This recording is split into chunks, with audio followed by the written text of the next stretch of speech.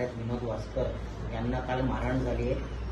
काय गुन्हा दाखल केलाय, कोण आरोपी आहेत, पुढील कारवाई काय करणार आहात?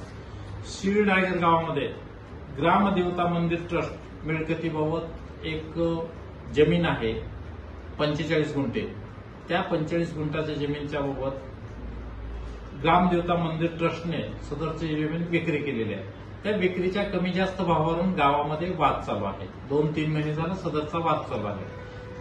ते आपले पत्रकार जे भास्कर आहेत त्याचे वडील सुद्धा ह्या सभासदामध्ये आहेत, म्हणजे त्याचे ते आहेत.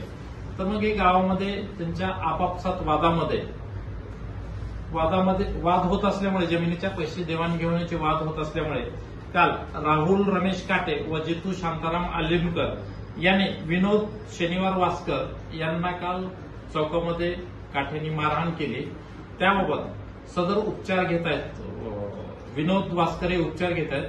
त्यांची सविस्तर एफआयआर घेऊन त्यांच्यानुसार नवीन कलम 118(1), 115(2), 351(2) आणि 352(5) प्रमाणे गुन्हा दाखल करण्यात आलेला आहे आणि सदर गुन्ह्याचा तपास आम्ही करत आहोत.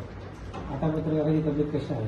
पत्रकाराची तब्येत चांगली आहे. त्याचे सिटी स्कॅन रिपोर्ट काढले होते. सिटी स्कॅन रिपोर्ट नॉर्मल असल्याचं डॉक्टरांनी सांगितलेलं आहे. सदर बाबत अधिक तपास करीत आहोत.